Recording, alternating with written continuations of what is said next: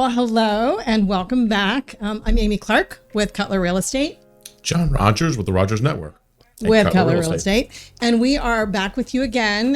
Hopefully you've seen some of our other videos, but what we are trying to do is educate our Cutler Real Estate agents about auction. We are very excited and privileged that we have our own auctioneer with Cutler Real Estate. So welcome back. Welcome back. Thank you. All the things. So one of our previous videos, we talked about, we just took kind of a broad overview of what types of properties are good for auctions. Yeah. Will you do a quick recap of just bullet point, what are the best type of properties? Absolutely. So what I think is the most prevalent that most agents are going to find are going to be the cash sale, the as is. I see those more as being properties where maybe the property is not necessarily lendable in a conventional lending state. 3% down conventional maybe doesn't fit that mold. Not lendable because, well, it could be conditional issues. Right. It could be trash. Electrical, yes, whatever those issues are. Yeah. So distress, we use those terms, but we've all had them. We'll run against them. And it may be a situation where either it's an estate, maybe it's a probate, somebody passed, or maybe someone's still there, but they just have the resources to be able to bring the property up to a lendable state. And so in those cases, I definitely think that that's where you throw the hand up and maybe, ask the question. So it can be ugly, can be distressed. What else we talked about? I think the big thing, probate's a big thing, and I bring probate up only because I think what happens in a lot of cases, and then we deal with a lot of probate type cases, is that when somebody passes, there's still typically somebody surviving, but they may go live with the kids, they may go live in assisted living, something may happen. Now you're dealing with real estate. In those cases, many times the kids aren't local. They may be from out of state, out of area. So depending on that situation, and if it's something that, again, there are resources, do you bring it up to speed? Is it lendable? Is it something that should be as is? And so those will become some of those cases. But the other court ordered. So we have court ordered sometimes through divorce. Sometimes we have court ordered through Medicaid type situations, Medicaid recoveries, Medicaid spin down. So different things like that. So when people have any question at all, and this is one thing I always reiterate, is it doesn't cost anything for us to evaluate. So if it is a maybe, throw the hand up. We'll come out and take a look and give you another option. So you come in, it's ugly and complicated. Well, that's a really good so one. Andy likes the ugly. The uglier the better. And I think it also becomes complicated. And so many times we have one right now that's very, very complicated. It's a probate, and it's a foreclosure, and it's a Medicaid, all and ugly. It's got a lot of ugly to it too. So we can help with that. There's no promises to say that we're guaranteed to make it work, but the one thing about court order, then that's one thing I would want to talk about today too, as we go a little further down the road. But court ordered is different. It's a different animal. And the reason that it is that you can have liens and encumbrances that outweigh the value of the property, and it's still something you can sell successfully. Okay. And so then it's the court's job to worry about distribution. It's the court's job to worry about who's getting paid and who's not. They're simply saying it must be paid for whatever reason. It must be liquidated, and then the debtors will be their obligation to decide the distribution of funds. Where these funds go. So, and I think when we talked the other time, there are a couple other things like a super unique property that just kind of, you don't even know kind of where it fits. So here's what I want to talk today and get your input on. So when I've done auctions, which we've done several over the last handful of years, I kind of stumble into them like this. Like somebody calls you up, you come look at a property and you're like, wow, this is just a lot. And so then I'll come and I'll bring it past John and say, do you think it's a good one? Yes, no. But those are where you just sort of stumble on them in your normal, course of doing business. But what we talked about the other day, we happened to be just chatting about it, wanted to bring it to you guys, is there a way to be intentional? Like I've not been intentional about looking for auction properties, but if you're trying to build your business, is there a niche? Is there a way that we can actually be intentional to go find properties that would be ripe for auction, bring them to you? If those are the case, where would we look? How would we build a business for that? I think that the majority of agents that I work with stumble on, just like you mentioned too.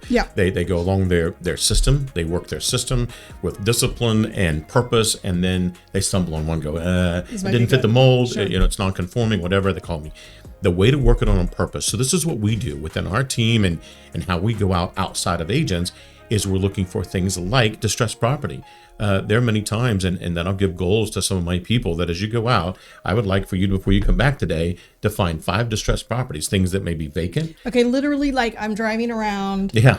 Okay, because one of the things I mentioned to you the other day is when we started flipping properties, all of a sudden my mind was attuned to I start seeing them. Yeah. When I started working with development land, everywhere I went, I saw land. Saying, So I think it's like what you set your intention on, you start to see. Yeah. So am I hearing you say, like, if you're an agent, you want to build this business, you want to build your business in general, and this could be a way, get your eyes open and start looking literally as you're driving around. As you're going around. If you see some property. So I'm saying this is probably one of the easiest lead generation for auction methods that there are, simply because I'm not saying drive around and spend $500 of gas. I'm saying go about your business, do what you're doing, keep your eyes open. Keep your eyes open. Like you mentioned, is that we buy the red CRV Honda and all of a sudden you see red CRVs every place, right? So your mind gets trained for that. And you begin to train your mind, and I tease with my children because we're always looking, at deer and stuff off the road, and so we see stuff, and people think, "How in the world? How'd you see that?" And it's just when you get that in your mind, it works that way. So if you train your mind and you start looking at those distressed properties, and it's where the weeds are overgrown, it's over the porch, and you can tell that it looks vacant, things are set. The thing to do is check that out, and it may only be a 1 to 4%. You may have to come up against 100 and maybe 1 to 4 turn, but at 1 to 4%, while you're doing your normal business. With no money. Here's a question. So we were out, one of my agents and I were out on a listing appointment. It's a past client, so we're going to be listing the house. But across the street is the worst house. And our clients are saying, "Oh my gosh, it's just an eyesore. We can't track anything down. Yeah. We can't get a hold of anybody." In that kind of scenario, which I haven't run past you yet, which I will. Do you have some magic? Can you track down? Can we find out? Do you have a way outside of us? Just the normal, because if we could find that, that's a perfect property. Absolutely. Because I don't want it to be impeding the sale. So I kind of came across that, but that'd be a perfect one for you. I think that you're right. And I think that what we do is I have leaned out to my title company, depending on who my title company resources. Sometimes they have some resources. So title one I have a couple of attorneys. Yeah, absolutely. Okay. I have a couple of attorneys that I'll reach out to and say, "Hey, can you track this back and trace it back?" And so, and what I would tell you is that I have come up against some of the most amazing properties that I've sold at auction that way, because literally it'd be the point where maybe it's 5-6 years back on taxes and everybody's looking for that. Yeah. We spent 2 or 3 months and found it. And I found one that was by Franklinton. And when we found it, went through the whole process, and it took me about 2 or 3 months, and just normally trying to search, ask somebody to take a look and see what you can find out. We finally made the contact, and here was somebody out of state. It was a I want to say a nephew or something. He ended up being the person that had to make a decision. He said, "Absolutely, if you can auction that, make that go away." And this ended up being like a $300,000 auction, and they owed virtually nothing on it. They were like 4 or 5 years back in taxes, but that covered, way covered. Yeah. So those opportunities are easy. It's not a high cost base to develop those leads, and it's something that you can begin to train your eye to see. Train your eye to, it's what you are in. It's exactly like the car scenario, right? So for any agents who want to grow that way, a couple other, how else could they be intentional? So I think that the other thing that we reach out, I keep mentioning probate. What's interesting about probate is that, and this is going to sound crude, and I don't mean it to, is that regardless of economy, what's up, what's down, housing market up, and we're worried about AI, all the things we're worried about, probate, which is death, is consistent. Life regardless, life happens, death, and it's not going to stop happening no matter what's going on. So if you develop a relationship with a probate attorney and somebody that's going through in a particular county and they're doing so many leads, in those cases, there is going to be, for us, we sell personal property also. So sometimes we help agents like yourself that says, "Hey, John, I've got the perfect house. I'm going to list it. It's great for sale. It's going to be a conventional listing, but it's full. They've been there 50 years, grandma and grandpa, maybe not hoarding, just living. They lived life. Yeah, they had a lot of stuff. We can come in and help with that." So when it deals with probate, we definitely can help with personal property, titled vehicles, even if it's dealing with firearms. We have the way and the ability to be able to do that. So that's a personal property. And then there may be titled vehicles. There may have been an RV and a camper and whatever. So we can help that estate. And 2 things happen with that. 1, it is a way to get your foot in the door, to say, here's the different things we can help you with. 2, that may be the way for you to get the conventional listing. Well, so this may not be a real estate auction. Like a one-stop shop. So if you could, second thing is get some relationship with some probate attorneys, but be able to bring an offering that says, listen, we got a one-stop shop here with our auction partner. We're going to help, mom, dad, whoever, whatever. That's exactly right. With everything, all the stuff as well. Absolutely. Okay. Absolutely. And I think in those cases, and that's what we do on our own, but highly encourage agents to do that. In those cases, you develop those relationships. As they come up, it may be conventional listing, it may be auction. Yeah. And if it's auction, then again, we help you, and it's still the full commission, full partnership. Well, and I mean, we could do a conventional, and then you just deal with the personal property. Absolutely. Yeah, so we can pick and choose those pieces. Absolutely. Whatever works best for that client. Is there a third? Well, and I think that the other thing that I do, and that is, I mentioned this, I'm going to tell you that this is lower on the scale, and it's probably low on the scale even for agents. But I'm going to tell you that it can work extremely well depending on the property. And that's something highly coveted. The highly coveted property, depending on where it is. And give an example. I had a property that came up on Riverside Drive. And this was a judge. Like Arlington? Right on. Okay. They're looking at the water. And it was, and nothing had sold forever. Okay. Highly coveted area. Yeah. When you're dealing with that, you're not worried now about whether it's lendable or not. People that are buying that are not going to PNC to get a 3%. Yeah. They've got cash. They are leveraging a portfolio. They're leveraging some kind of equity. They'll buy that regardless. But in those cases, bidding war, if you listed it conventionally, you'd have the same thing. You'd have the same type of thing as bidding war. The difference is, should have silenced that phone. You should have silenced it. But this is a training video. Yeah, you know that it's real. It's not. It's not being planned. This is not AI. We are not AI. Yeah, no. We're real. Okay, go ahead. Is that in the auction world? What happens is we are making their terms the same, and it's extremely important that people realize that we're not dealing with 4 different offers that have all kinds of different terms and contingencies and things with it. We're saying it's all the same. And if it's a highly, highly coveted property, or better yet, highly coveted piece of property, land, unencumbered, or unimproved, if that's a situation, I would look at auction.